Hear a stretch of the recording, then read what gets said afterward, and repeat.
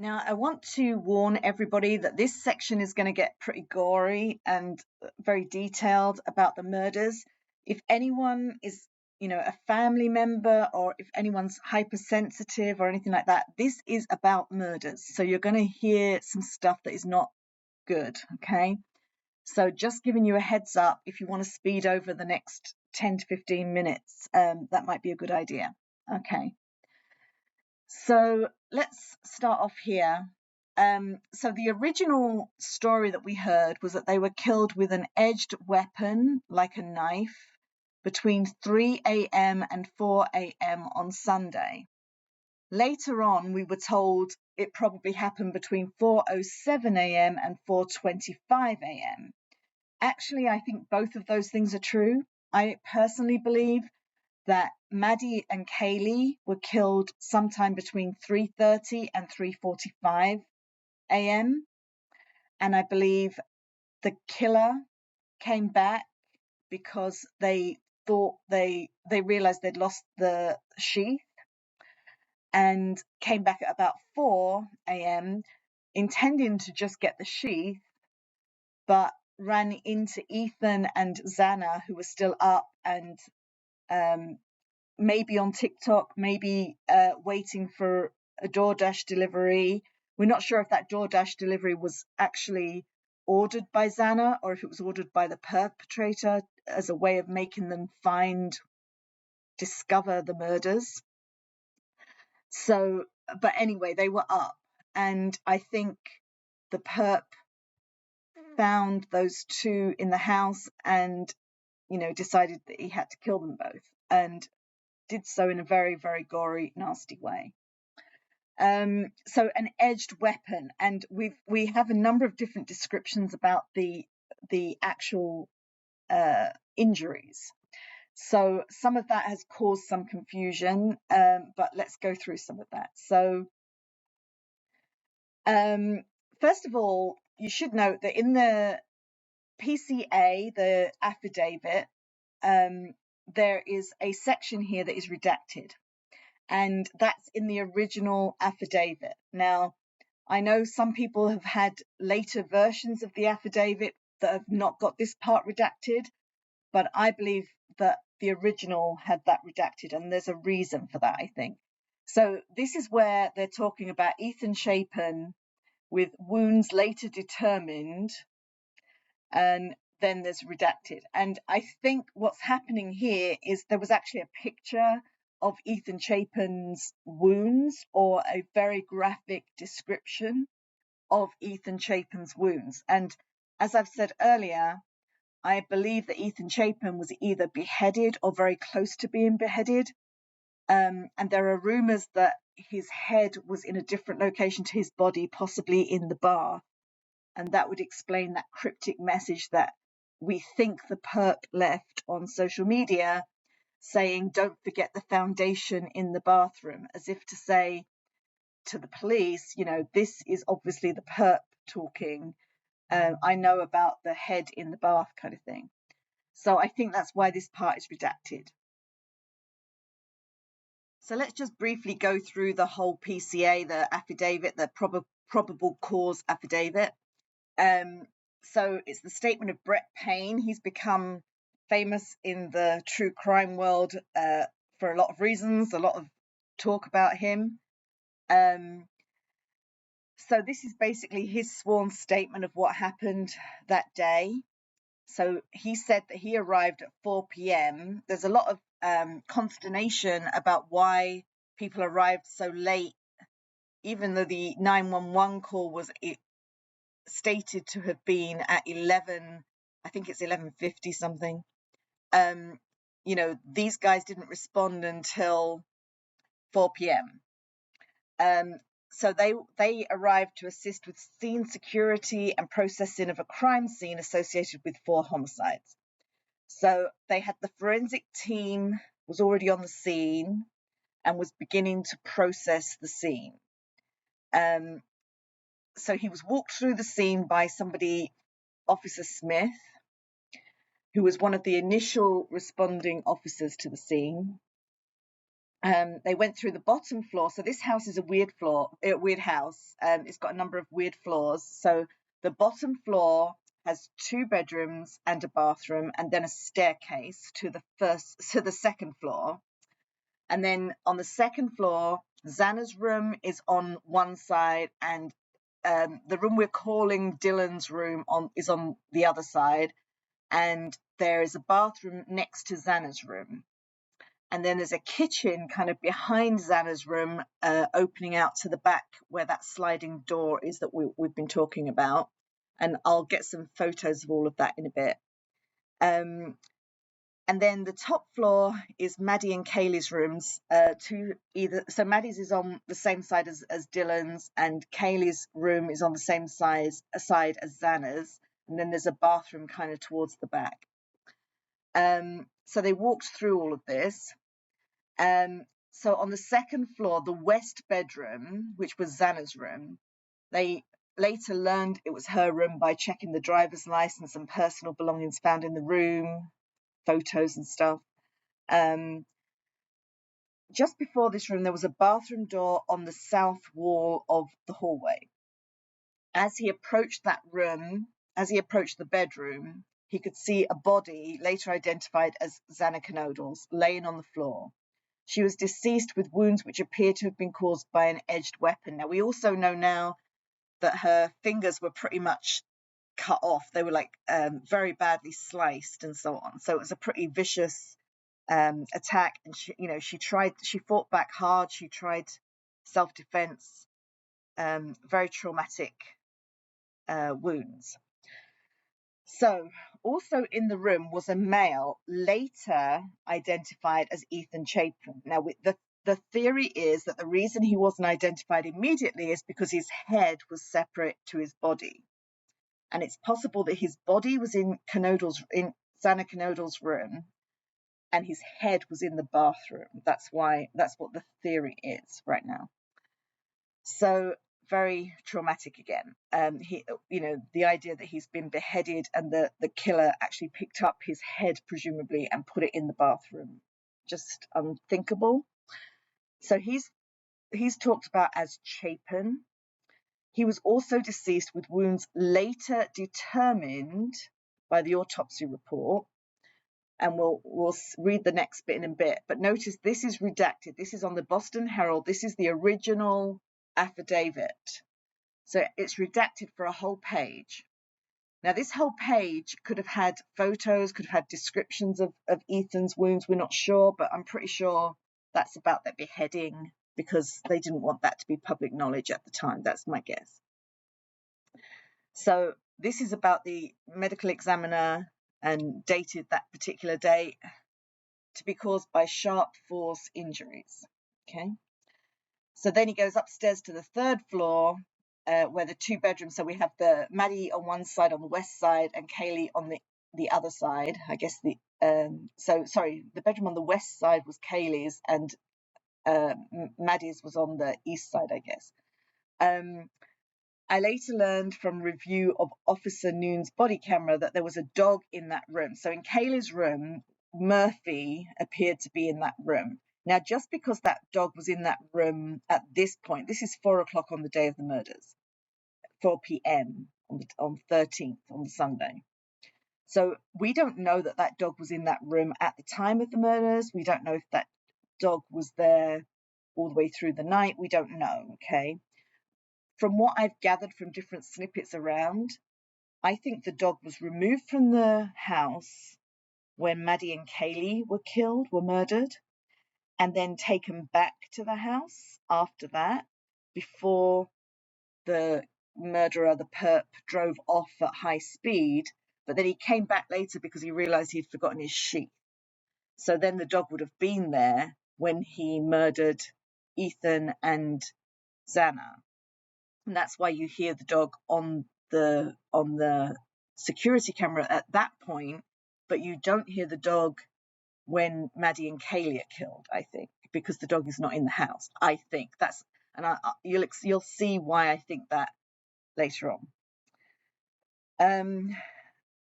The dog belonged to Gonsalves and her ex-boyfriend Jack DeCoeur. Now, right at the beginning of this whole thing, lots of people thought Jack DeCoeur must have done these murders because he lived just behind this house, just behind this 1122 house, at the end of King Road.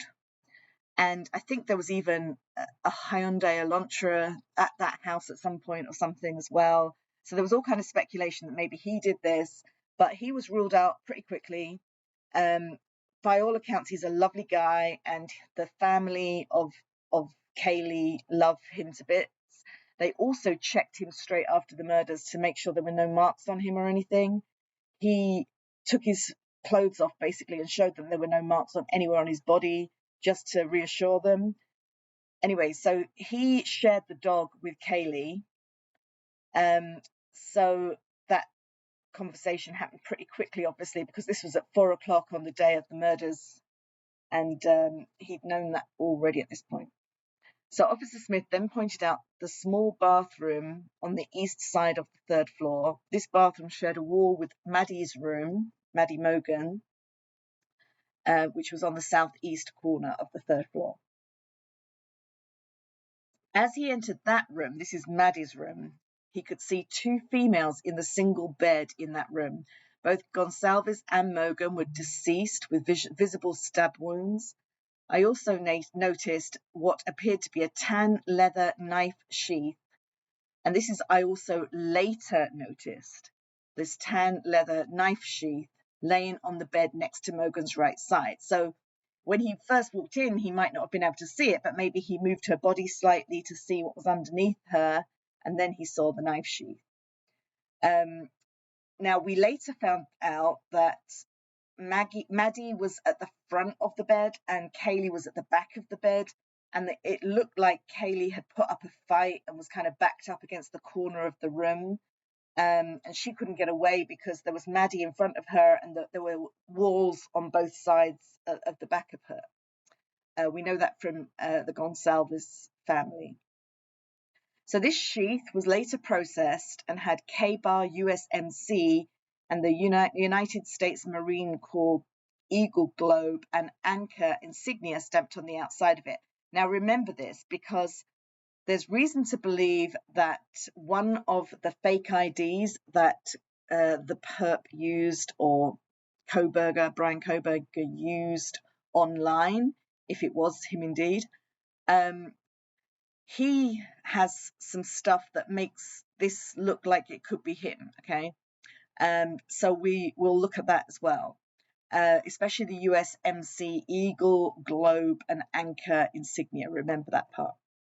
Okay, so later on, the lab indicated that there was a single source of male DNA belonging to the suspect, but belonging to Kohberger, left on the button snap of the knife sheath. So this is really inside of the sheath clasp. So right inside there was some DNA, and the fact that they could only find that sort of in that position suggests that probably the rest of the sheath is wiped clean very carefully, and there was just a tiny piece of DNA still left, and they managed to find it. So that's what I think happened.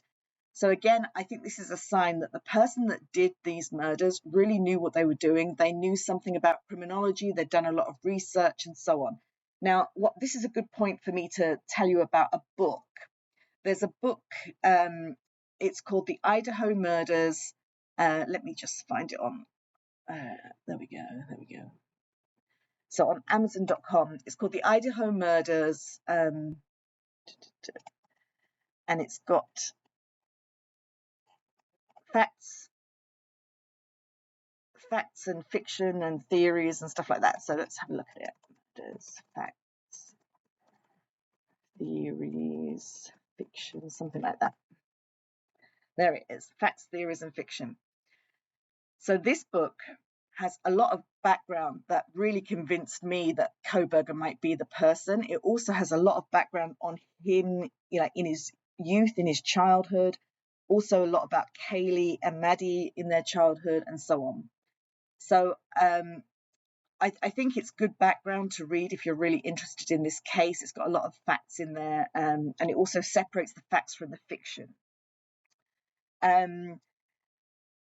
So they had some interviews with BF and DM, which we now know are Bethany Funk and Dylan Mortensen. So they were actually inside the house at the time of these homicides. So remember, at the beginning of all of this, we were told by the police that these guys had slept through the whole thing and didn't know anything. They were on the first floor, asleep in their bedrooms. Well, later it became clear that that was not the case, and here, they were at least Dylan was awake and saw some stuff.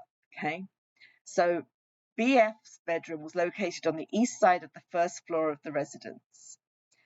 However, on that evening, this is what they're saying happened, like from the start to the end kind of thing. On that evening, Ethan Chapin and Xana Knodel were seen by Bethany at the Sigma Chi house on the University of Idaho campus, and there's the address. And this is just across that band field, from approximately 9 p.m. on the Saturday, and she says to 1:45 a.m. on November the 13th. Now, there's a lot of speculation that this is wrong, because there's a lot of reason to believe that Xana and Ethan were back at the house by about 11 p.m. So Xana said to her dad on the phone that she was home and watching TV with her boyfriend, eating pizza. And that was at 11 p.m. on November the 12th. It was 12 midnight his time, the dad's time, but the dad is 1 hour out from Moscow, Idaho time. So there's a lot of reason to believe that maybe they were home by about 11 p.m. But Bethany said that she thought they came home at 1:45. Now remember that Bethany appears to have got home before them in this account. So we're wondering, did they go out after they'd got home at 11 o'clock and go out and do something and then come back, or what happened? We don't know. So Bethany has estimated that at approximately 1:45, Chapin and Knodel returned to the residence. She stated that Chapin did not live at the residence but was a guest of Knodel. So we're not sure whether they went out and came back again, like after the 11 p.m. time, or what happened. So that is another issue of confusion. There has been some suggestion that maybe they were there at 11 p.m. and actually some of the murders happened at a lot earlier time, but we don't know that. We don't know any of that. I'm guessing that they were just not home after 11 p.m. They went somewhere. They went out and came back. That's just my guess. So Kaylee Gonsalves and Maddie Mogan were at a local bar, the Corner Club, in Main Street in Moscow. You can see that. It's very clear in the video footage at the Corner Club between 10 p.m. and 1:30 a.m. They were definitely there, no doubt about that. And then they went to the grub truck, and again, there's a lot of video. They have live streams at that grub truck, and you can see that on YouTube, the live stream from that night, where they're getting food and they're a little bit tipsy and they're having fun with their friends and that kind of thing. Everything looks fine. So then a private party, we think this is the same Lyft driver that took them the other night that we talked about earlier, but we don't know. So a private party reported that he provided a ride to Kaylee and Maddie at approximately 1:56. So they actually got back to the house at 1:56. And Kaylee's family have confirmed that at 1:56 a.m. it appears the girls got home from that Lyft drive or whatever, or Uber or whatever it was, back to the home residence. So we think that Kaylee and Maddie were back at the house by 1:56. So Dylan and Bethany both made statements indicating that basically all of the occupants were home by 2 a.m. and asleep at least in their rooms. So they were either asleep or they were in their rooms by approximately 4 a.m. Now we know that between 2:30 and 3 a.m. Kaylee and Maddie were on Maddie's bed, we think, texting Jack and maybe calling Jack somewhere around 2:30 to 2:50 a.m., something like that. We know that. We'll see that later. But they were at least in their rooms by approximately 4 a.m. Now, Canodal was in her room on TikTok, we think, but she received a DoorDash order at around 4 a.m. Now, we're not sure at this 4 a.m. time when she received that DoorDash order, we're not sure if she ordered that DoorDash or whether the perp ordered that DoorDash. Remembering that the perp probably thought that the murders were over by 3:45 a.m. Had they ordered the DoorDash in advance so that the murders would be discovered pretty soon after they were done, and maybe they wanted them to be found really quickly. This DoorDash, there's reasons to think that that was not ordered by Xana, okay? And also the time that Brian Kohberger leaves his apartment is very coincidental. He leaves at about the time the DoorDash order was made, we believe, and it was kind of for the last time that they will order. So the last time at night you can order something from that particular place, it would arrive at 4 a.m.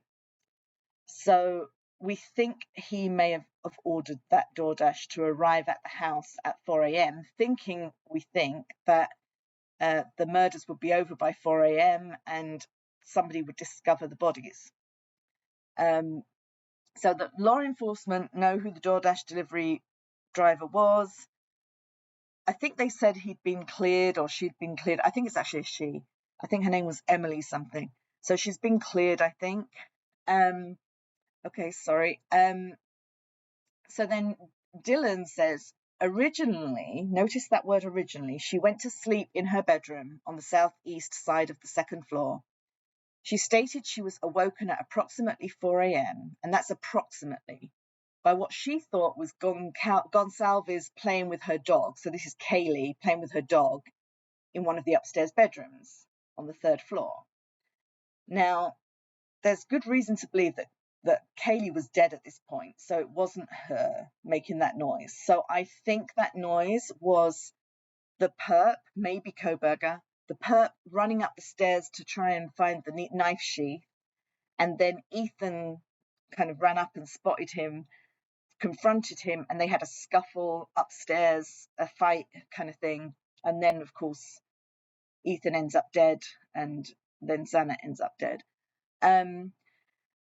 So a short time after this, Dylan says she heard something to the effect of, there's someone here.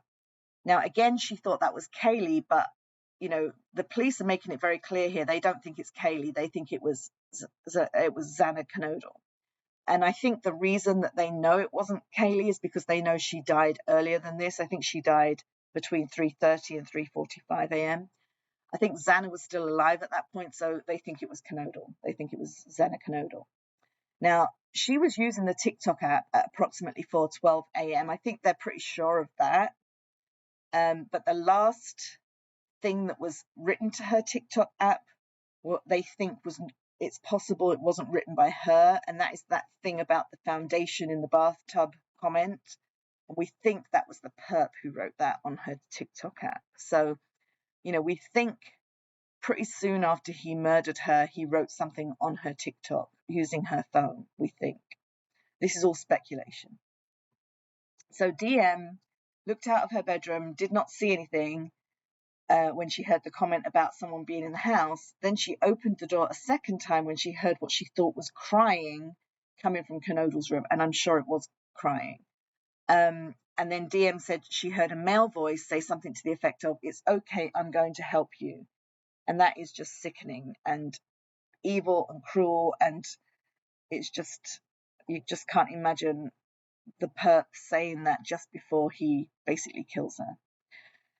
At approximately 4:17 a.m., a security camera on 1112 King Road, so this is just next door, picked up a distorted audio of what sounded like voices or a whimper followed by a thud, and a dog can be heard barking numerous times. So we know that the dog was back in the house at this time at 4:17 a.m. But the reason I think the dog didn't bark when Kaylee and Maddie were murdered earlier on between 3:30 and 3:45, I think the dog was out of the house at that point. And the reason I think that is because on the Linda Lane video, I think the perp or Kohberger takes that little e-bike down that little alleyway towards 1122 to get the dog and bring it back and put it in that truck. I think that's what's going on. So this security camera is less than 50 feet from the west wall of Canodle's bedroom. So let's go back to those maps that we were looking at earlier and see where that is exactly. So the maps and locations. So here we are. Okay, so this isn't actually a good picture of that. Hang on a sec, see if we've got something better. Here we are. This one's better. So let's go in a bit. Right. So this is the 1122 King Road house. And this is the house where the security camera was on this wall, right here. And so that picked up the whimper, the thud, and so on. There's also a camera on this house at this side, and it picks up some of the Hyundai Elantra going in and out around here. So I'm pretty sure that has one of the tags shown on that footage. So just so you know. Okay, so let's go back. So, oops, sorry, wrong folder. Here we are. Okay, so let's just go back to this again. So DM opened the door a third time after she heard crying and saw a figure clad in black clothing and a mask that covered the person's mouth. Now remember, this was just after COVID, so having a mask on your face is not such a big deal. Being dressed in black clothing is not really that strange for a student, but being inside a house at 4:17 a.m. And the roommates not knowing that you're there at 4:17 a.m., that's unusual, even for a party house like this one. This figure was at least 5'10", okay, either 5'10" or taller. Now, the reason I think this is so vague is because Dylan's bedroom had 2 steps between her and where the bathroom is, next to Xana's room. And those 2 steps can make someone look taller or shorter depending on where they are, where they're walking. So I think this was vague because it's difficult to tell when you've got those 2 steps. There's a step up from Dylan's room to the kind of the vestibule, the hallway or whatever. And then there's another step up to kind of where the bathroom is. So he could have looked, 6'2", but he was only 6 foot, So she kind of just said, he's 5'10" or taller, but I can't tell how tall. So people have made a big fuss about him only being 5'10". But in that circumstance, in the dark, could you really tell if someone was 5'10" or 6 foot? I don't know. So obviously he was male. He was not very muscular, but he was athletically built with bushy eyebrows. Now that is basically Kohberger's description. I mean, I couldn't describe him better myself. And this is in the dark too. So, I think that's a pretty good description. Now, one of the reasons why he walked past Dylan could have been because he has this visual snow issue where he doesn't see very well in the dark. And it was very dark. And so he just might not have noticed her peeking out of her room. Okay. Now, this whole thing about she stood in frozen shock phase, that has got a lot of questions raised and so on. I don't know the answer to why she stood in frozen shock phase. That sounds to me like she's absolutely terrified, okay? Absolutely terrified. Now, this PCA only has to tell you as much as it needs to tell you to get a conviction. There may be a lot more detail behind all of this. Now, it says the male walked towards the black sliding glass door. It doesn't say if he did anything to her before he walked. We don't know that he didn't see her. We didn't do anything to her. We don't know. So there's a lot of reasons why she might have been in frozen shock phase. She locked herself in her room after seeing the male, but she did not recognize the male. So investigators believe that he left the murder scene at that point. Okay, so this is probably about 4:18. Okay, so there's a lot of questions about why she was in frozen shock phase and why she didn't call 911 immediately. Now, my theory is that she did call somebody over immediately. My theory is that someone came over very soon after this happened and they discovered some of this stuff and they called a non-emergency phone number of the police, or they knew somebody in the police and they called them or something. Because if you look at the Linda Lane video between 4:30 and 5 a.m., there are lots of cars that come into this neighborhood in dark mode, which to me suggests police have been told, but they're coming in dark modes to not cause the perp to know they're there, or to not create a big fuss and that kind of thing. So I think the police were there early. And there's a few reasons why I think that, and it explains a lot of things. For example, at 8 a.m., the door was open to the house, and at 8:30 a.m., there were people out the back near the sliding door, hunched around Dylan, smoking and talking. And I think they might have been undercover police, just not undercover, just plainclothes police, sorry, asking her questions about what had happened. I think she had to be outside of the house so that she didn't further contaminate the scene, but she had to answer a lot of questions.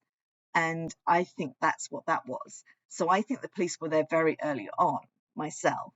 I think she alerted the people across the road who were like friends of theirs, one of whom was Hunter, which is like Ethan's best friend. So remember that Ethan has a brother called Hunter too. It wasn't him.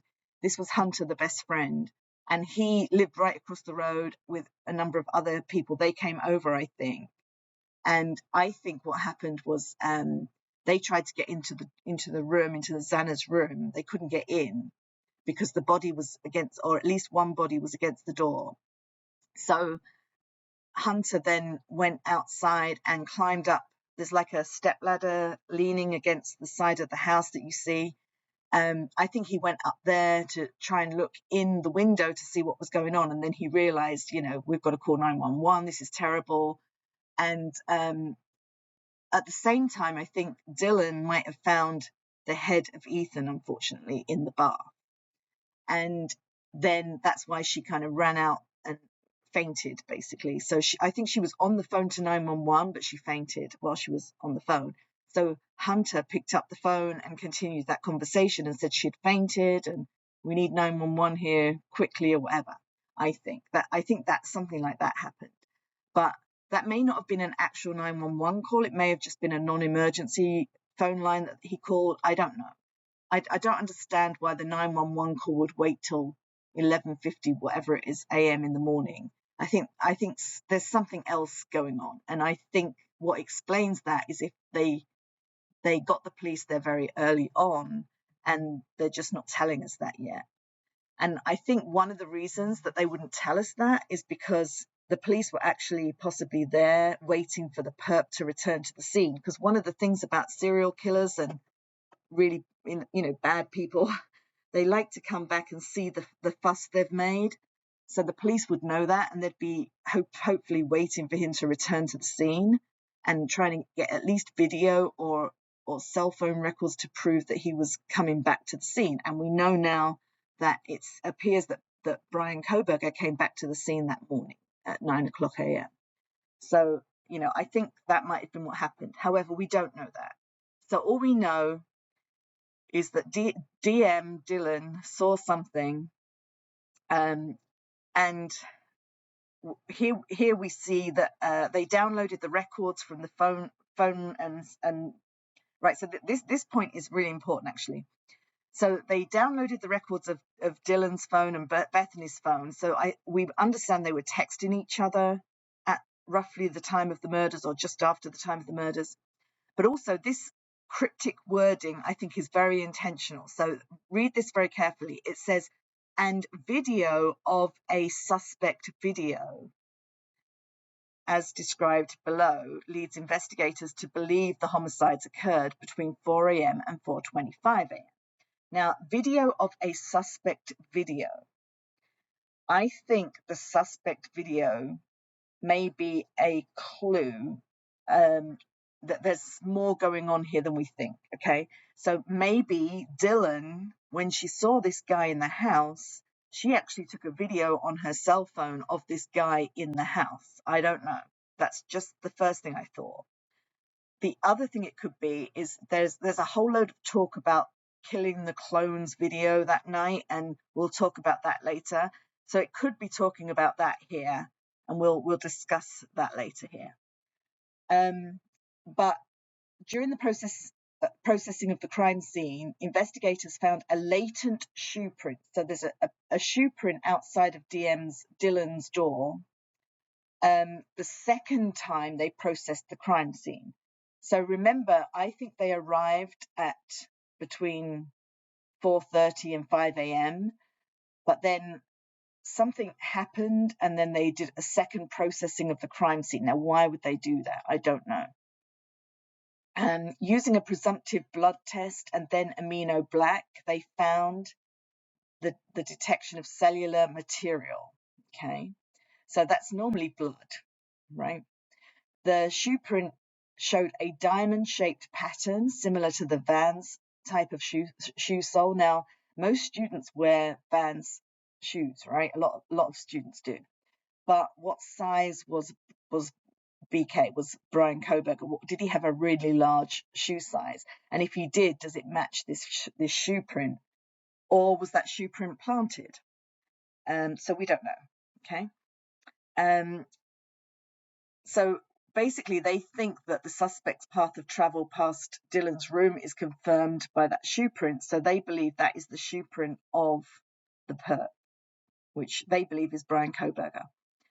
As part of this investigation, an extensive search called a video canvas was conducted in this area. The video canvas was to obtain any footage from the early morning hours of that Sunday in the area of the residence and surrounding neighborhoods in an effort to locate the suspect or suspect vehicles in or leaving from the King Road residence. The video canvas resulted in the collection of numerous surveillance videos in the area from both residential and business addresses. So they've got this car, this white car, on video, I'm sure, in lots of locations. But I'm sure also they know about this black truck, and I'm sure they've got that on lots of video surveillance too. So they've had conversations with lots of officers and reviewing this footage and so on. So a review of all of that shows that the white sedan, hereafter suspect vehicle 1, and again, suspect vehicle 1 suggests that there's another suspect vehicle number 2 and possibly a number 3, who knows. This PCA only has to show the bare minimum to get a conviction. It was observed traveling westbound in the 700 block of Indian Hills Drive in Moscow at approximately 3:26 a.m. Now remember, 3:26 a.m. is just before, I think, the first killings occurred, Maddie and Kaylee, I think. Westbound on Steiner Avenue at Idaho State Highway 95 at approximately 3:28. So between 3:26 and 3:28, it was kind of moving towards the 1122 house. It was not displaying a front license plate. So remember that in Idaho, you're meant to have both front and back license plates, but in Pennsylvania, you're allowed to only have a back license plate. So they're saying that this is why this suspect vehicle really stands out, because it doesn't have a front license plate. Okay. There are some issues with that, but remember that I think Kohberger swapped the plates anyway, so that the vehicle that he was driving was not his own Hyundai Elantra, it was another one. And one of the reasons I think that is because there's a lot of reasons. We'll go through that in a bit. But because the Hyundai Elantra is the easiest car to steal, apparently, according to lots of criminologists and so on. So I think he knew how to steal it. Plus, there was a Hyundai Elantra in the area, in the house next door, I believe, that night. And we can talk about that later, how I think that worked.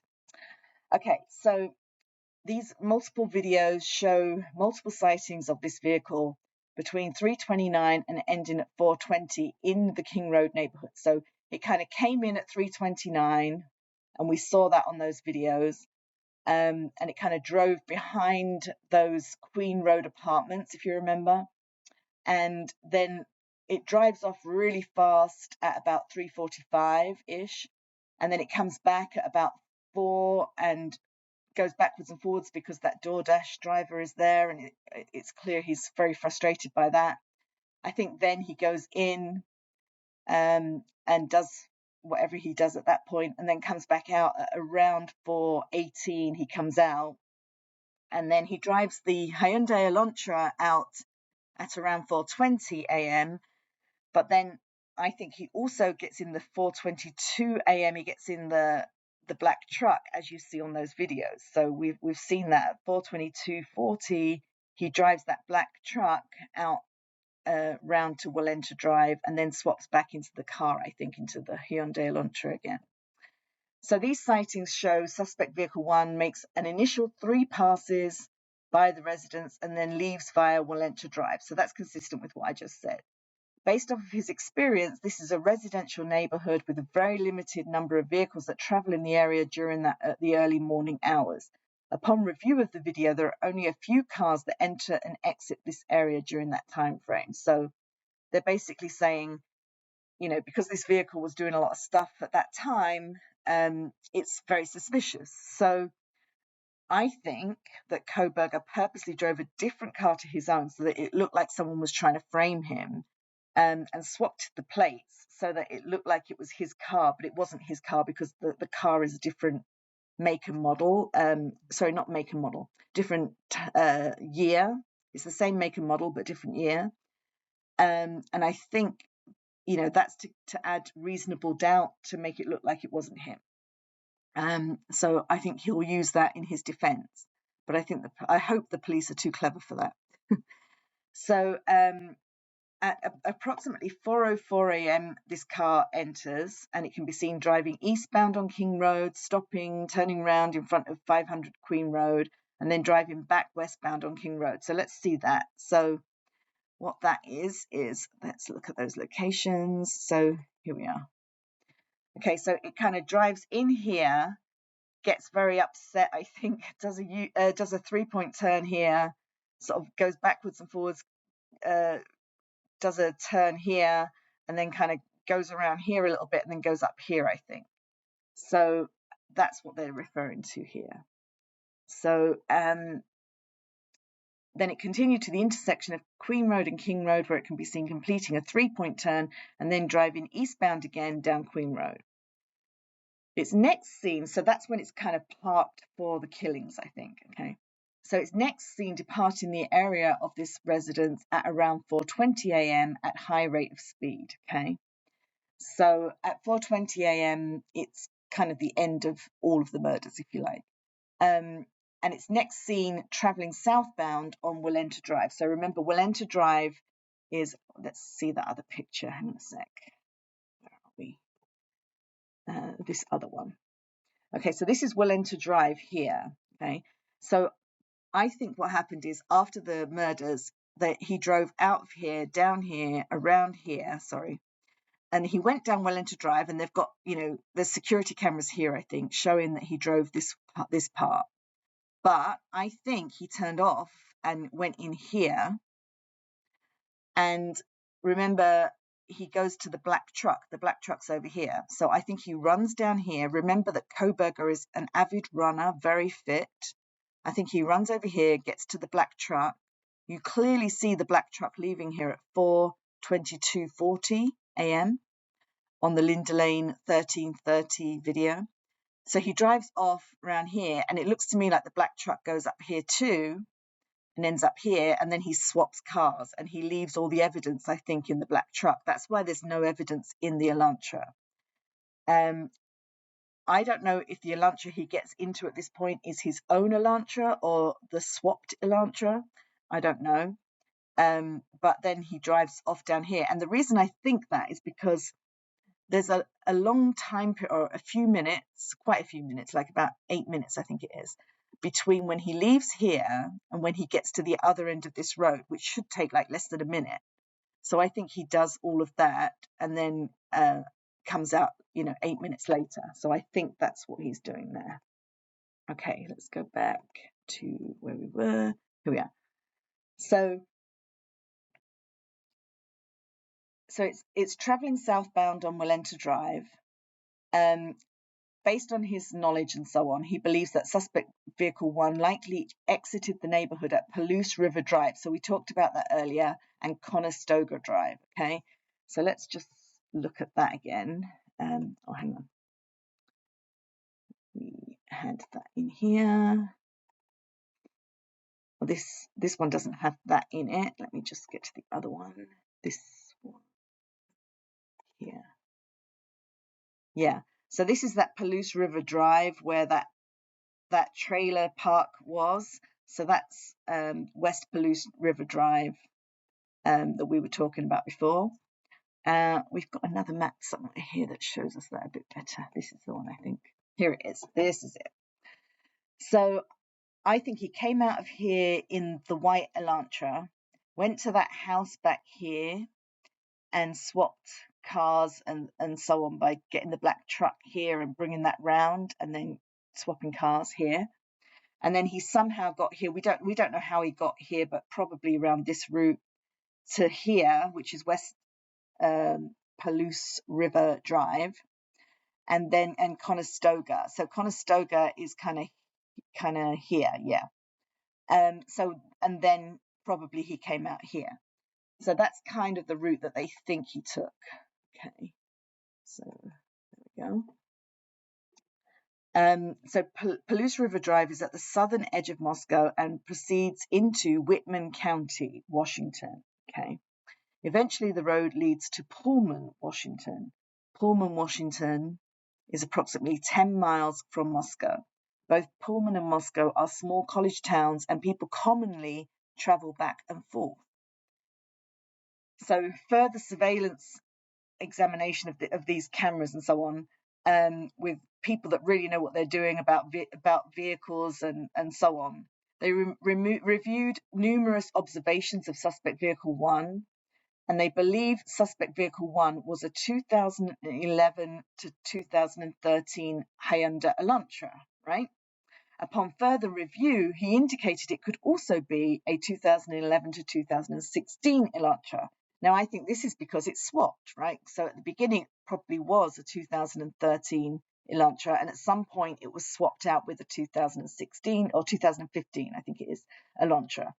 So I think that's why they put that in. They've made it very vague because they don't want the perp to know that they know, but I think they know. So, that they know that this person swapped out a 2011 or 2013 Elantra for a 2016 or 15 Elantra. So I think they know about this, but this is basically the vague way they put that in the PCA. So they also looked at video footage in Pullman, Washington, and at 2:44 a.m. that a white sedan, notice it does not say it's actually the suspect vehicle 1, it says it's consistent with the description of the white Elantra known as suspect vehicle 1. So they're not sure if this is suspect vehicle 1 or it's similar to suspect vehicle 1, because probably it has the tag, but it's a different model, right? It's a 2015 instead of a 2011 or whatever it is. Was observed on WSU surveillance cameras traveling north on Southeast Nevada Street at Northeast Stadium Way. So this is pretty close to where, Kohberger lives, basically.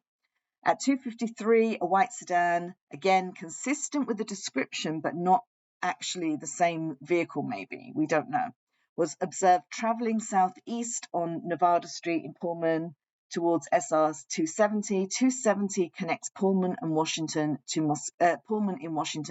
Moscow, Idaho. The camera footage was provided to the same FBI forensic examiner. They identified the vehicle observed in Pullman, Washington, as being a 2014 to 2016 Hyundai Elantra. So somewhere along the line, there was a 2011 to 2013 Elantra, but now there's a 2014 to 2016 Elantra. So this is their way of saying, we know this, but we don't want to make it too public and too obvious because we don't want the perp to know how much we know. Okay. So approximately 5:25 a.m., a white sedan, again, it doesn't say it's the suspect vehicle, it says it's consistent with the suspect vehicle, was observed on 5 cameras in Washington, right, in Pullman.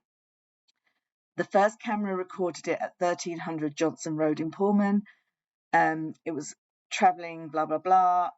Then this leads directly back to West Palouse River Drive. This road comes up so often in this case, West Palouse River Drive in Moscow, which intersects with Conestoga Drive. The white sedan was then observed turning north on Bishop Boulevard. Now, my guess, there could have been a car swap at this point. I don't know. I think there was car swapping going on. I don't know where the car swapping happened. Okay, so Bishop Boulevard and SR 270. So this is all at 5:25. So this is like an hour after the murders happened. At approximately 5:27 a.m., the white Elantra was observed on cameras. Now it says the white Elantra. It doesn't say suspect vehicle 1. It doesn't even say consistent with suspect vehicle 1. It just says a white Elantra was observed on cameras traveling northbound on Stadium Way at Grimes Way, Stadium Drive at Wilson Road, and Stadium Way at Cougar Way. So they've got him on camera, or they've got the car on camera at all these places. Okay. Now this is terrible. This map in all of the copies of the PCA, you can't see this map, right? So that's intentional, I think. They don't want you to see that. But basically, it shows the path of travel, but we can't really see it. And it's not to scale. And again, this is a useless map. We cannot see anything on this. So again, on here it says white Elantra, but it doesn't say which white Elantra. It doesn't say whether it's the 2014 or 16 or whatever it is, or 11 or whatever. It doesn't say which one. So we don't know. Okay. So later on, law enforcement agencies were told to be on the lookout for white Hyundai Elantras in this area. Now, it doesn't say what year, notice that. On November 29th, at approximately just after midnight, 28 minutes after midnight, a Washington State University police officer, Daniel Tiengo, queried white Elantras registered at WSU, and as a result of that, he found the 2015 white Elantra with a Pennsylvania license plate. So they were looking for a car that probably had been registered in a different state to Idaho because it only had one plate on the back and not on the front. So that narrowed it down a little bit. So he found that, but it was a 2015, which was not consistent with the 2011 and 2013 that we'd originally thought. But I think that's because the police know that these two cars were swapped. The vehicle was registered to Brian Kohberger at this address in Pullman, Washington, his apartment, the Steptoe Apartments, we call them. And it's approximately 3/4 of a mile from the intersection of Stadium Way and Cougar Way. So that's where the camera location picked up that car that night, okay? So it's close to his apartments, but it's not right out in front of his apartments. Now, remember, we think that Kohberger's actual car might have been stuck at his apartment and not been able to get out because of all that police activity. So that's possible. And he drove from his apartments in a different white Elantra just to cause confusion. And he purposely created that incident where the police were all right outside his apartment so that he could later say, how could I have got out of my apartment in my car? Because my car was hemmed in, and it'll be on the body cameras of all those police that were there and all that kind of thing. So I think that was, again, he's extremely clever. I don't think you should underestimate him. And I know it sounds crazy, but I think this is what he did. Anyway, so that same day, he was looking for the white Elantras and located that one at this address because that's where it was registered to, I guess. And he ran the car and it returned to Kohberger with a Washington tag. So this is on the date of, what date are we talking about here? We're talking about November the 25th and 29th, okay? So by then, remember, Kohberger has changed his tag. He's registered his car in Washington. So he's now got a different tag to the tag that he used on the night of the murders. Now, again, I think that was intentional. I think he changed his tag as soon as he could after the murders without looking too suspicious. It was like within a week. So he changed his tag so that he even less chances of being found quickly or being, identified quickly and so on. So he's now got a Washington tag. The license indicates that Kohberger is a white male with a height of 6 feet and weighs 185 pounds, which is basically consistent with DM's description. Additionally, the photograph shows bushy eyebrows. So, they think, yes, we've got our guy here, right? Further investigation shows that Brian Kohberger was detained as part of a traffic stop. So these traffic stops we talked about earlier prove that he owned that car with that license plate on that day, okay? So now he's got a Washington tag, but he did have this license plate. And I think the reason that's significant is because some of this security camera footage we've got will have this license plate on that other car, okay? So it's very confusing having a number of cars involved in all this and a number of tags involved in all this. But I believe on the night of the murders, he had this tag on the back of the other Hyundai Elantra that he had stolen, I think. But we'll explain why we think that later. And his tag was set to expire on November the 30th. I think he registered his car a little bit early, which many people do. That's pretty normal. So that on its own is not, a suspicion thing. But put together with all this other evidence, I think it adds up.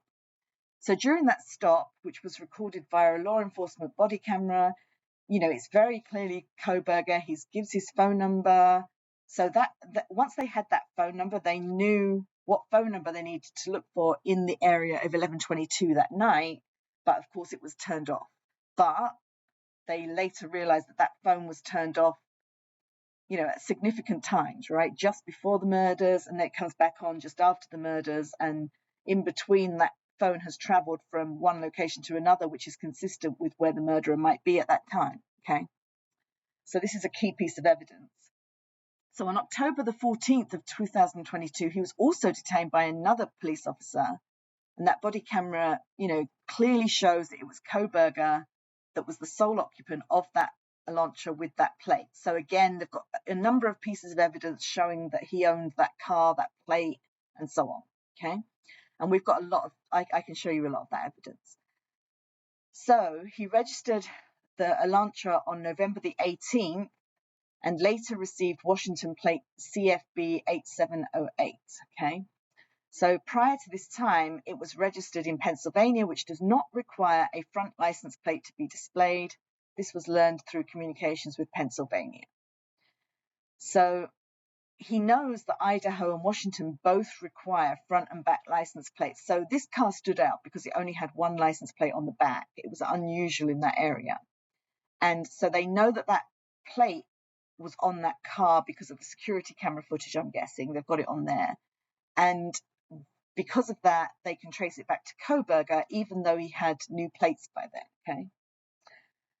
Investigators believe that Kohberger is still driving that same car because his vehicle was captured on December the 13th by a license plate reader in Loma, Colorado.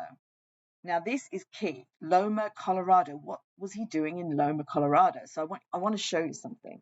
So let's look at a map of Loma, Colorado. Loma, Colorado. Let's see that. Okay, so then I'm going to also show you Las Vegas, and I'll tell you why that's important. And let's see Pennsylvania. So let's say Allbrightsville, I think it is, isn't it? Yeah, Allbrightsville. So this is the route that we think he took to get home for Christmas, okay? Now, why did I start at Las Vegas? So there is a conversation that a number of us had with somebody that we think was a fake ID of the perp before he was arrested. And he hinted that he had gone to Las Vegas, possibly for Thanksgiving, straight after the crime. And we also know that Kohberger has family in Las Vegas area, and his aunt said that she flew Kohberger and his family, so that includes his dad presumably, to Las Vegas sometimes for Thanksgiving and for holidays and things. Now, I think the reason he was in Loma, Colorado when we saw that, was it Loma, Colorado? Okay, so Loma, Colorado is, how do I show you where that is? Oh boy, I can't show you. But anyway, Loma, Colorado is on this trajectory. Can we show it?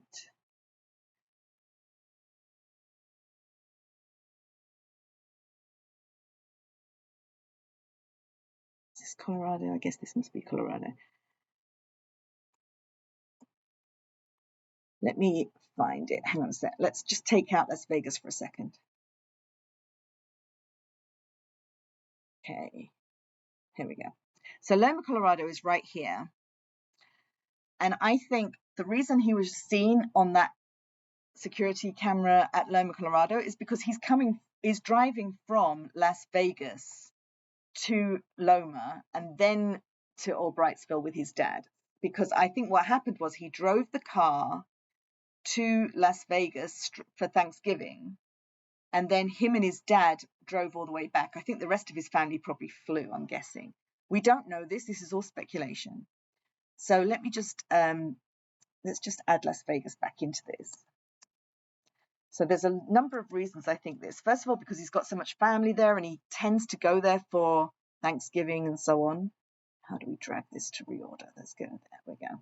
Okay, so he's in Las Vegas, drives to Loma, Colorado, and then he goes to Allbrightsville in Pennsylvania, okay? And that would take him through some of those places where the police cars stop him. So I think is it around here somewhere? I forget exactly where, Indiana. Here we go, Indiana. So around here somewhere, he's stopped a couple of times by policemen on his route. So I think this is the route he took. Okay, the drive back from Las Vegas to Allbrightsville. I think that's just my speculation. Just because of that conversation we had with a fake ID that we believe was Brian Kohberger. Okay, so here it says, so his license plate reader read him in Loma, Colorado. Otherwise, why would he be in Loma, Colorado? Because if he went straight from, let's show you the map from, if we go from like Moscow, Idaho to Allbrightsville, directions to Allbrightsville, Pennsylvania. Well, there's only one L, sorry. Okay. So if we do that, okay, it goes up this way. So there would be no reason to go through Colorado around here, okay? But if he's coming from Las Vegas, it makes much more sense to go through Colorado, okay? So that's another reason I think it's there. Okay, so definitely on December 13th, he was in Loma, Colorado. And this is where I think that there's a lot of information that the police lost him between Las Vegas and Loma, Colorado. They were trying to trail him all this time because they already suspected him, but they lost him at this point. So then he was queried on the 15th of December by law enforcement in Indiana. So that's what I was just saying, in Hancock County. And on December the 16th at approximately 2:26, his car is in Allbrightsville. So at some point he gets to Allbrightsville from Loma, Colorado. So my guess is that was what happened, that he went to family straight after the murders for Thanksgiving in Las Vegas, which a lot of people, straight after he'd registered the car in Washington or whatever on the 18th, I'm guessing he drove straight to Las Vegas. And then from there, he drove back with his dad to Allbrightsville. That is just my guess. So the sole occupant of the vehicle was a white male whose description was consistent with Kohberger. Not just that, we've seen it on body cam. We know it's Kohberger and his dad, right? Kohberger has family in Allbrightsville, Pennsylvania, and obviously that's where he was found when they arrested him as well. So based on information on the WSU website, Kohberger is currently a PhD student in criminology. Now, criminology is the study of criminals, pretty much.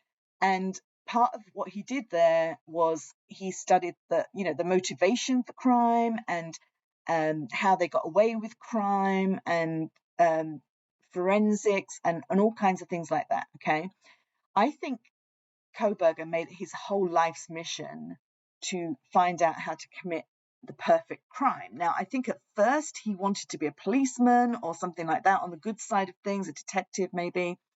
And, so that's why he was studying at the beginning. But the more this rage happened in him and this schizophrenia type behavior started to appear and so on, I think he turned towards the other side and he was looking to create the perfect murder, I think.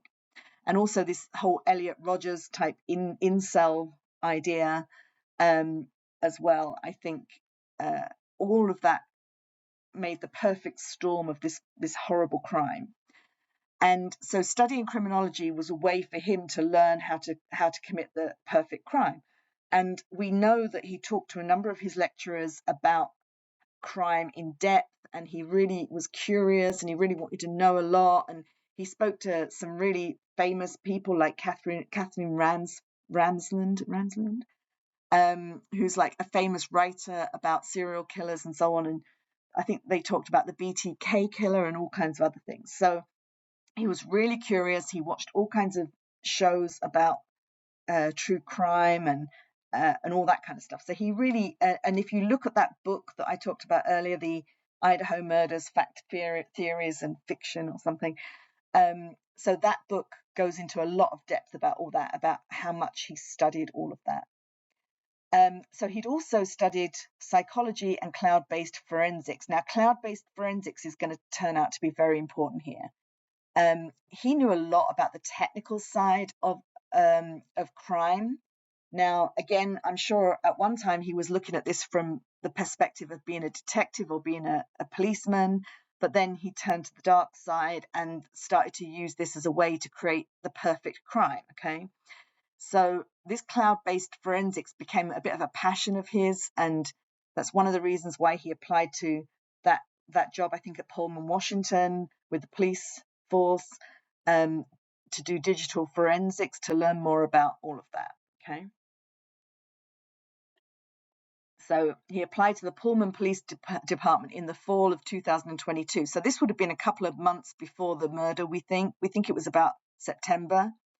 He wrote in his essay that he had an interest in assisting rural law enforcement agencies with how to better collect and analyze technological data in public safety operations. I bet he wanted to know about all that because he wanted to know how they were going to try and crack the crime technologically so that he could get away with it better, I think. Now, he posted a Reddit survey, which can be found with an internet search. And it's a crazy survey. It's all about how to understand emotions and psychological traits and how they influence decision-making when you're committing a crime. Let's see if we can find that survey. So let's look for the Kohberger Reddit survey crime. So let's see if we can get, I think we have some examples here. Oh, I thought we had the actual survey somewhere here. Here it is.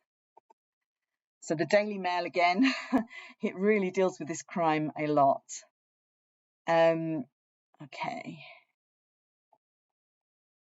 So here it is. So my name is Brian. So we know it's Brian Kohberger. It's definitely Brian Kohberger. I'm inviting you to participate in this research project that seeks to understand how emotions and psychological traits influence decision-making when committing a crime. In particular, this study seeks to understand the story behind your most recent criminal offence with an emphasis on your thoughts and feelings throughout your experience. In the event that your most recent offence was not one that led to a conviction, you may still participate. So he's basically saying, if you got away with it, I still want to know what happened. And the reason he wants to know that is because he wants to get away with his crime. He wants to plan how to get away with his crime. So he wants to know how they got away with it.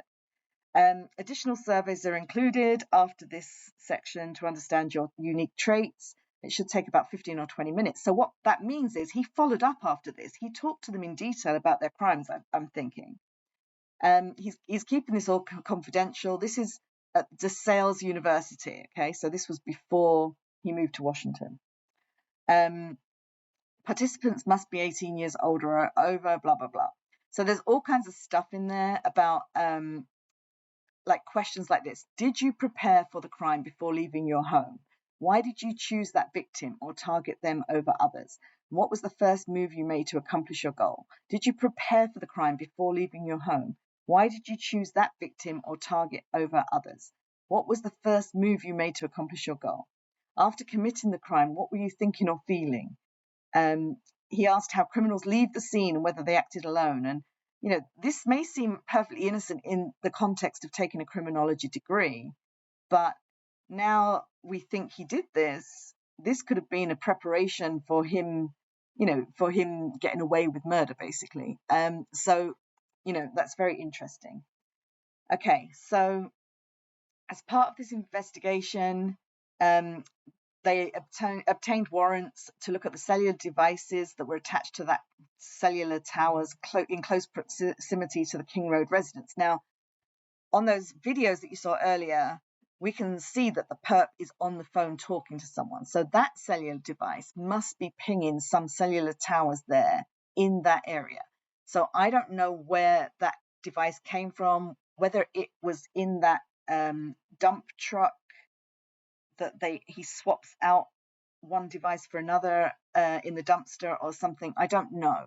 But he definitely seems to have a cell phone when he gets to the crime and later on when he's walking around. So there must be a couple of cell phones at least, or one at least, that he's using that night. Yeah.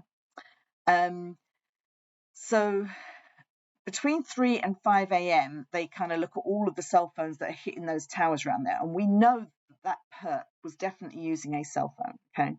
Now, the one that he is registered, which is the 8458 number, we know that there were no tower hits at that time between 3 and 5 at the King Road residence because he turned off his phone before he left his apartments or just as he left his apartments and didn't turn it back on until later on, I think in Johnson, Idaho or something like that. So this is kind of how he investigated all of that. He knows that sometimes subjects will surveil an area where they intend to commit a crime prior to the date of the crime. So he was trying to see, had Kohberger been to this scene of the crime before the date of the crime?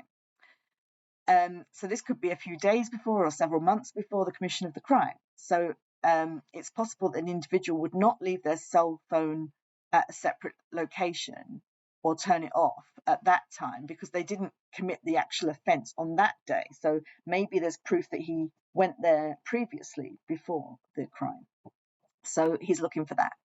So he applied for and was granted a search warrant for historical phone records between November 12th and November 14th for that phone. So this is the actual nights of the murder, basically. And then he received records from the phone that indicated the phone is subscribed to Brian Kohberger at that Allbrightsville, Pennsylvania address, which is his parents' address. And the account has been open since June the 23rd, 2022. So that's approximately the date he went to Washington, we think. He may have gone there a bit earlier than that. There's a lot of confusion about when he actually moved to Washington. We believe he visited Washington in April and possibly in May as well, but we're not sure if he lived there then or if he moved there approximately this date. So these records included historical cell site information for the 8458 phone. So after looking at that with the CAST team, now the CAST team are Cellular Analysis Survey Team. They're experts in cell phones, basically. Certified with the FBI to provide expert testimony on this field, right? They have to have lots of certifications and exams and all this stuff, okay? So they're well qualified. He was able to estimate locations for the 8458 phone from November the 12th to the 13th, the time period authorized by the court. Now, there's a lot of fuss made about this search warrant, which was just for the night of the 12th and 13th, pretty much, and another search warrant that we'll talk about in a bit, which has a little bit more leeway, shall we say. So on November the 13th at approximately 2:42 a.m., his 8458 phone was utilizing cellular resources near to his apartment, which is kind of what you'd expect, right? At 2:42 a.m., he's probably at home at his residence. At approximately 2:47 a.m., so this is like just before the murders occurred, like about an hour before I think the first murders occurred, and so on. So the 8458 phone utilized cellular resources consistent with this phone leaving the residence and traveling south through Pullman, Washington, consistent with the movement of the white Elantra. So when it says the white Elantra, notice it doesn't say suspect vehicle 1. I'm still not sure which vehicle we're talking about here. So this could be the other white Elantra with the swapped plate, or it could be his white Elantra. I don't know. So at approximately 2:47 a.m., it stops reporting to the network. Now, some people think that he ordered the DoorDash at this point just before 2:47 a.m. because where he stops just before 2:47 a.m. Is quite close to the location of, I can't remember what the company's called, but the company that they ordered the food from. And then he turns off his phone. So at 2:47, he turns off his phone, which it's either turning off the phone or it's in an area without cellular coverage or it's in airplane mode or something like that. So the phone is either turned off. I think it's turned off at this point, but it could be in airplane mode. Now, if it's in airplane mode, there is still some activity from that phone. So that could be relevant. But if it's actually turned off, there probably isn't any activity reported.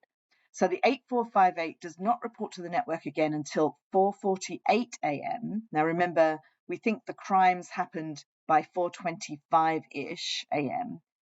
So almost straight after the murders, the phone is turned back on again, just south of Moscow, near Blaine, Idaho.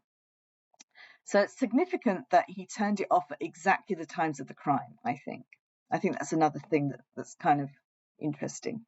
So between 4:50 a.m. and 5:26 a.m., he's driving kind of south on Highway 95 and then traveling west towards Uniontown and then back up to Pullman, Washington. And at approximately 5:30 a.m., he's going back to Pullman, traveling back to the Kohberger residence, basically to the apartments, the Steptoe apartments. So it's consistent with the white Elantra. Again, notice that doesn't say suspect vehicle 1. Observed traveling north on Stadium Drive at approximately 5:27 a.m. Based on the review of these locations and travel, it's consistent with that of the white Elantra. So we're pretty sure that he was driving the white Elantra at that time and using that phone at the time. But, there's consistency between the two traveling together, okay? Further review indicates that this phone used cellular resources on November the 13th that are consistent with the 8458 phone leaving the residence at approximately 9 a.m. This is on the Sunday morning after the murders. And this is what I said about, these perps, they tend to go back to the scene of the crime to see all the fuss they've created because they get some kind of thrill out of that. So at 9 a.m., he was traveling back to Moscow, Idaho. And there's also, I believe, footage of the Hyundai Elantra at around that time on that back road, that Elantra Drive road.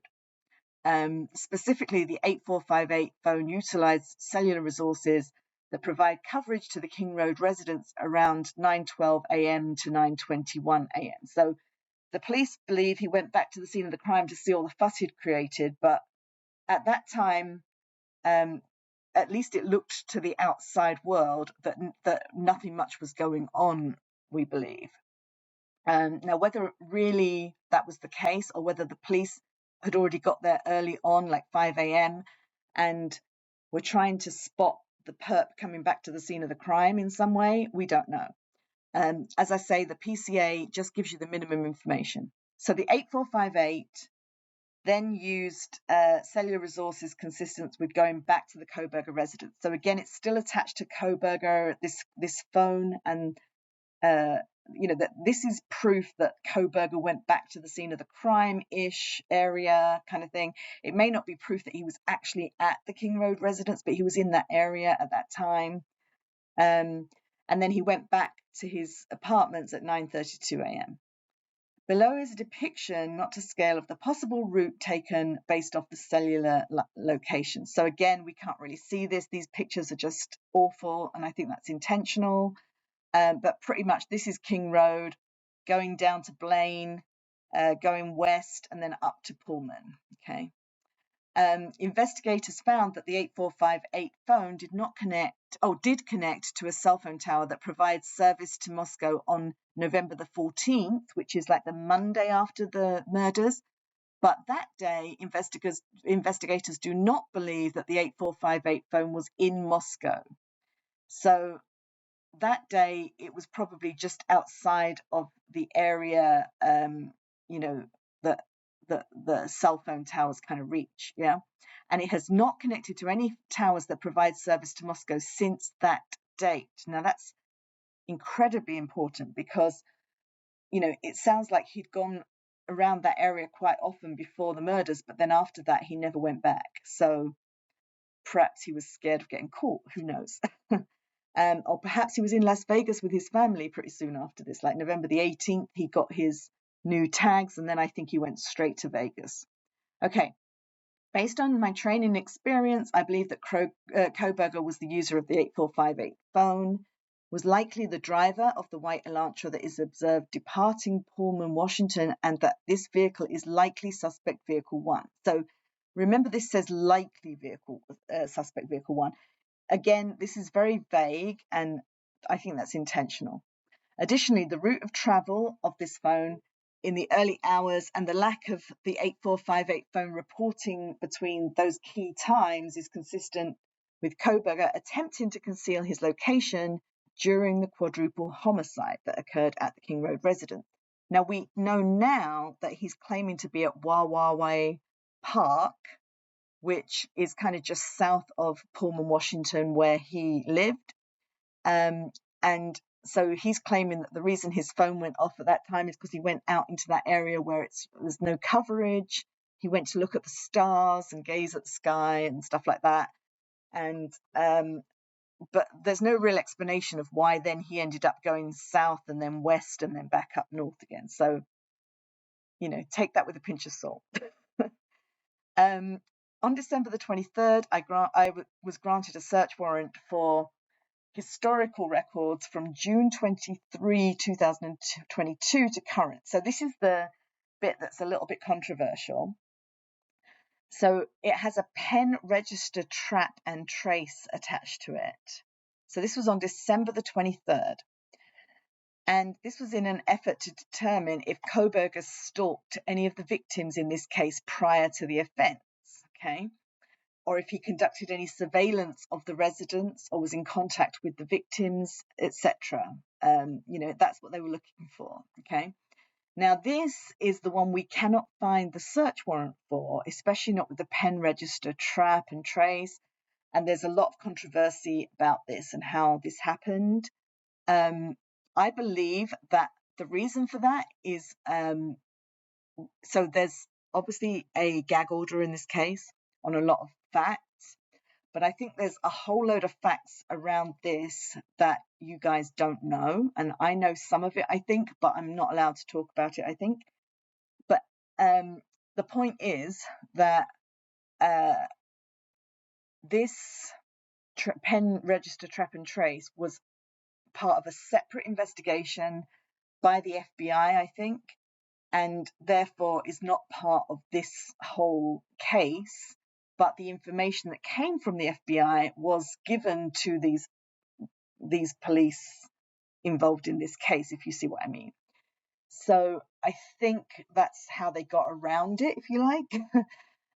Anyhow, the important thing is that they got some information from it. So pursuant to that search warrant, they got the historical records for 8458, June 2022 onwards, basically, with CAST. Now, CAST, as I say, is part of the FBI.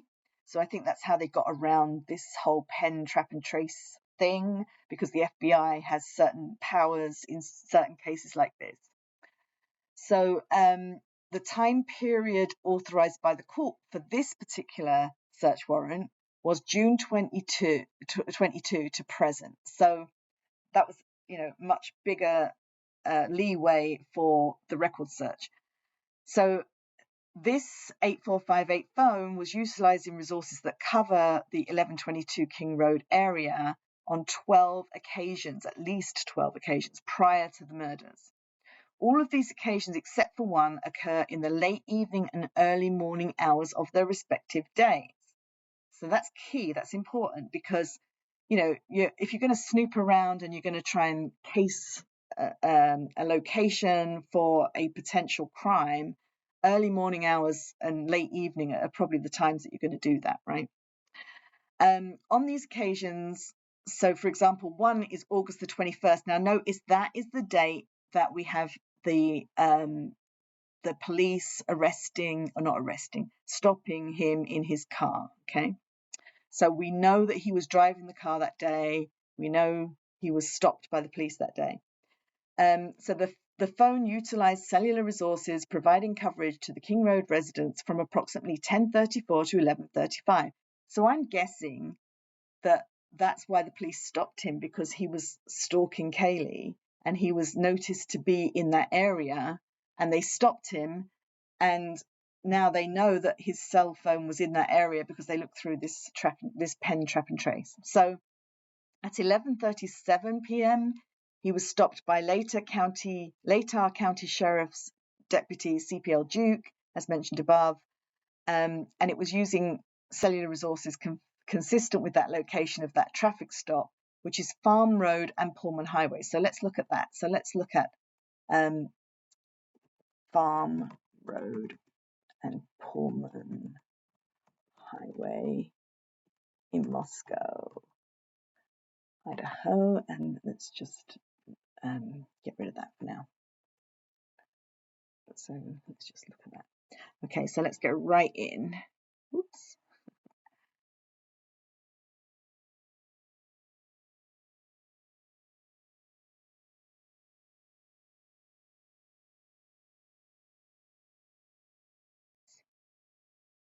So let's look at that to 1122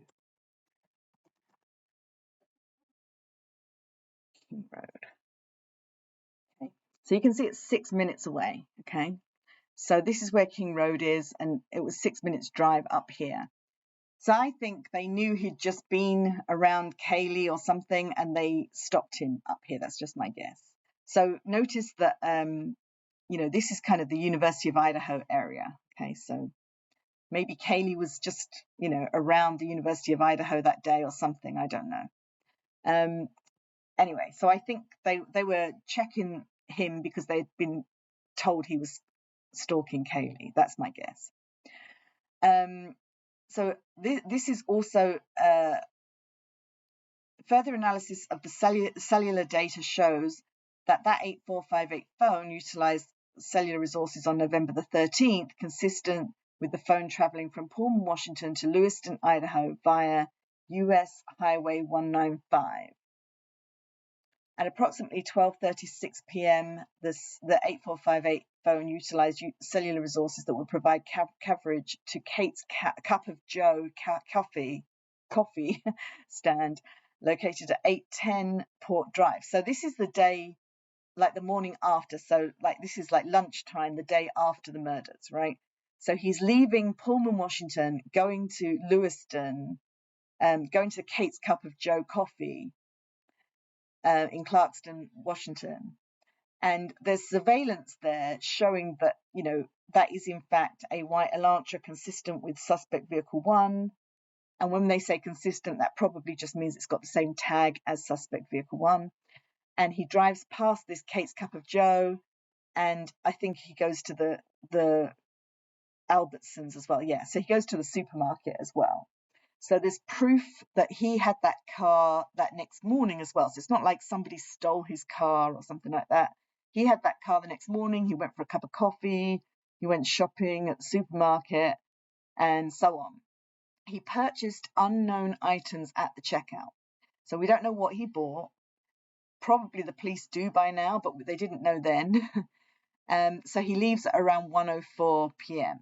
Okay, so again, we've got a map, which is no use because we can't read it. But anyway, so again, the 8458 phone, is consistent with all this. So the 8458 phone tracks to the same white Elantra at this coffee house and this supermarket. So this same phone then between 5:32 and 5:36 provided coverage to Johnson, Idaho. So it was in the area, provided coverage to Johnson, Idaho. So it then stopped reporting to the network for approximately 5:36 to 8:30. This is something I'd love to know what was going on at this time. Some people have said this is where he gets rid of all the, evidence or the knife or something like that. I don't know. So this is consistent with the 8458 phone being in the area that it traveled to hours immediately following the suspected time the homicides occurred. So this area is the same area that he went to just after the crimes down in Johnson, Idaho. So it's a big coincidence that he goes to the same area again. So, that's what they're saying here, really. So then they looked at the trash from the Kohberger family residence in Allbrightsville, Pennsylvania. And from that trash, they found some DNA profiles and they matched those to the sheath. And the sheath DNA says that it belongs to a man identified as male, not being excluded. So the actual DNA in the trash is identified as a male, not being excluded as the biological father of the suspect profile. So basically, based on the trash and the match to the DNA on the knife sheath, we believe that was the father's DNA. So basically, it's Kohberger's DNA on that knife sheath because Kohberger doesn't have a brother. So 99% of the 0.9998 of the male population would be expected to be excluded from the possibility of being the suspect's biological father. So this is definitely his dad, basically. So that kind of proves that the DNA on that knife sheath does belong to Kohberger, pretty much. So then this is why he's got a warrant and he's signing it off on the 29th of December. So that's all very interesting.